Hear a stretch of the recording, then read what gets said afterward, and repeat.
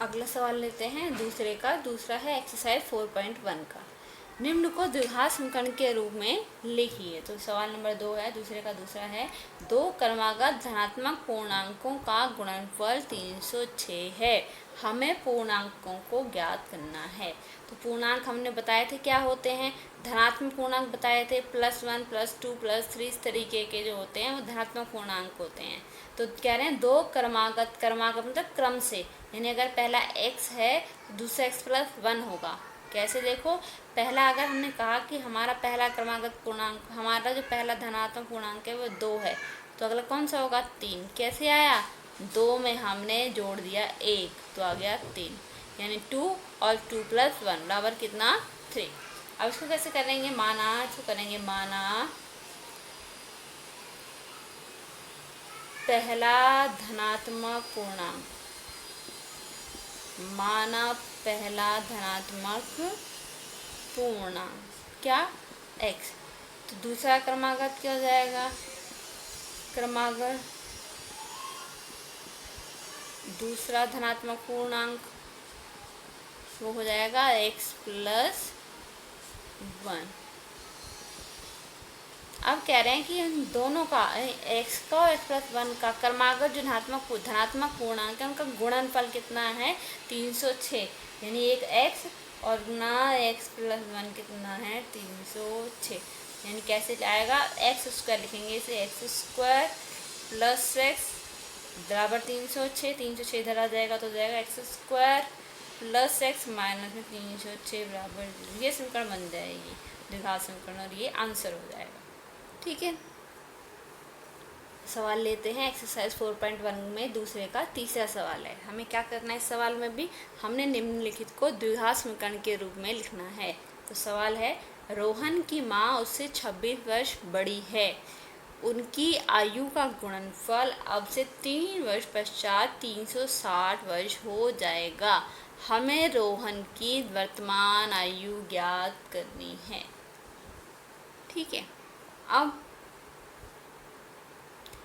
क्या ज्ञात करना है, रोहन की वर्तमान आयु। तो माना रोहन की वर्तमान आयु कितनी है, माना रोहन की वर्तमान आयु बराबर कितना x वर्ष। तो जब उसकी माँ लिखा है 26 वर्ष बड़ी है, तो रोहन की माँ की आयु x + 26 हो जाएगी। रोहन की माँ की आयु कितनी हो जाएगी, x + में 26 इतने वर्ष। ठीक है, अब कह रहे हैं उनकी आयु का गुणनफल अब से 3 वर्ष पश्चात, 3 वर्ष पश्चात रोहन की आयु कितनी हो जाएगी x+3, और रोहन की माँ की हो जाएगी x + 26 + 3, 3 तो लिखेंगे क्योंकि 3 वर्ष पश्चात, 3 वर्ष पश्चात रोहन की आयु 3 साल बढ़ जाएगी, तो ये आयु है x, तो 3 वर्ष पश्चात रोहन की आयु बराबर x + 3। 3 वर्ष पश्चात रोहन की माँ की आयु, और रोहन की माँ की आयु कितनी है, x + 26 तो है ही, उसमें 3 साल और जुड़ जाएंगे, तो कितना हो जाएगा x + 26 और 30, 26 और 3 कितना 29। ये तो सवाल है, उनकी आयु का गुणनफल अब से 3 वर्ष पश्चात 360 हो जाएगा, यानी 3 वर्ष पश्चात रोहन की आयु को 3 वर्ष पश्चात रोहन की माँ की आयु को आपस में गुणा कर देंगे तो बराबर हो जाएगा 360 के। तो प्रश्नानुसार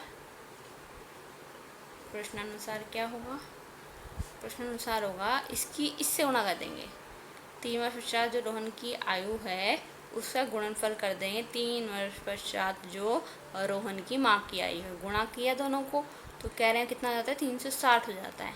तो हमें उस समीकरण निकालने हैं द्विघात, इसलिए इस x को लेंगे, इस ब्रैकेट से गुणा कर देंगे, +3 लेंगे और इस ब्रैकेट से गुणा कर देंगे, बराबर कितना 360, और गुणा करेंगे x square plus 29x plus 3x plus में 87, बराबर कितना 360। सॉल्व करेंगे, 29 और 3 कितने होते हैं 32, 32x प्लस में 87 ही रहेगा, माइनस 360 और हो जाएगा, यहाँ पे 0 आ जाएगा। तो एक्स स्क्वायर प्लस 32x, अब एक प्लस है एक माइनस है तो घट जाएंगे, लेकिन 360 में से 87 घट जाएंगे तो कितना आएगा, यह आएगा 273। कौन सा आएगा प्रश्न की माइनस, माइनस का, क्यों, क्योंकि बड़ी संख्या के आगे माइनस का चिन्ह है। तो ये द्विघात समीकरण आ गई जो हमें याद करनी है, ये आंसर हो जाएगा।